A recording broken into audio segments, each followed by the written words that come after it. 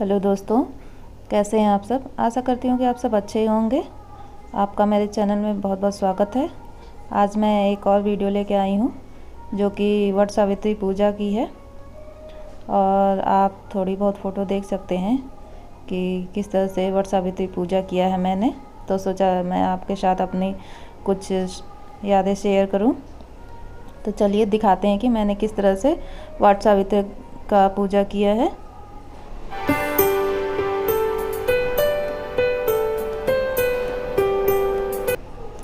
सबसे पहले तो गाइस हम लोग मंदिर पहुंच गए थे। काफ़ी दूर था मेरे घर से मंदिर, और आप सब देख सकते हैं कि बहुत सारे लोग पूजा कर रहे थे। और पूजा के लिए सबसे पहले हम लोगों ने वरुण कलश की स्थापना की थी। और आप ये देख सकते हैं वट वृक्ष कितना बड़ा है और कितना विशाल है। ये काफ़ी पुराना है जो मंदिर के सामने है, और इसी में वट वृक्ष और वट सावित्री की पूजा होती है हर साल। और वरुण कलश स्थापना किया सब लोगों ने। ये हमारी दोस्त भी हमारे साथ हैं। वरुण कलश गणेश जी का ही अवतार होता है गाइस। जब हम वरुण कलश स्थापना कर लेंगे उसके बाद धूप बत्ती दिया ये सब लगा देंगे, और जो कुछ भी है सामग्री हमारे पास, फिर श्रृंगार का सामान, फल फूल, ये सब हम चढ़ा देंगे। वैसे तो आप सबको दोस्तों पता ही होगा कि ये व्रत पति की लंबी आयु के लिए किया जाता है, जो सावित्री ने किया था अपने पति के लिए। तो उसी लिए ये पूजा किया जाता है, व्रत किया जाता है पति की लंबी आयु के लिए ही।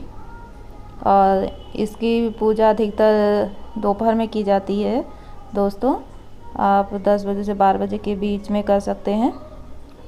और यह जेठ मास की अमावस्या तिथि को आती है। इस तरीके से हम सब ने पूजा किया। और जब कलश स्थापना हो गया तो उसके बाद वट वृक्ष को ऐपन और सिंदूर लगाने के बाद फिर ये प्रसाद हम लोग बनाते हैं।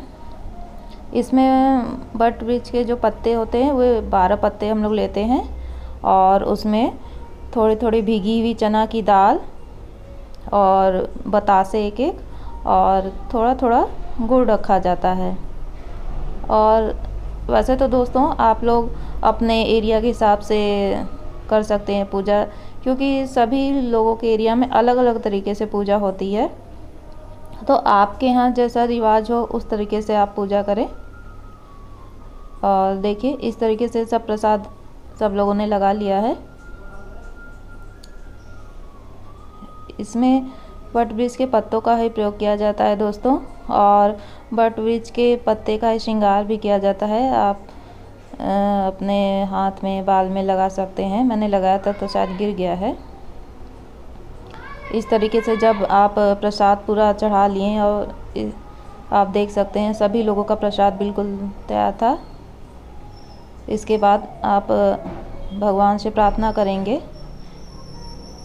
कि आपकी जो को भी मनोकामना हो वो सब आप अपनी कह सकते हैं वट वृक्ष से। ये हमारी पूजा हो गई दोस्तों। अब इसके बाद हम लोग कच्चा सूता वृक्ष में लपेटते हैं। आप कच्चा सूता भी ले सकते हैं और रील वाला धागा भी ले सकते हैं। ये 12 बार हम लोग ये वृक्ष के लपेटते हैं। ये फेरी दिया जाता है 12 बार वट वृक्ष को। आप देख सकते हैं कितना ज़्यादा धागा बंधा हुआ है। ये सभी लोगों ने फेरी डाला है, तो इतने सारे धागे लिपट गए हैं वृक्ष से, और काफ़ी सुंदर भी लगता है इस तरीके से। और आपकी जो कोई भी मनोकामना हो वो वृक्ष से आप मांग सकते हैं, क्योंकि हमारे धर्म में बहुत पुराने समय से ही वृक्षों की पूजा होती आई है। तो उनमें से एक वट वृक्ष भी होते हैं दोस्तों, कि आज के दिन, वट सावित्री के दिन, वट वृक्ष की ही पूजा होती है।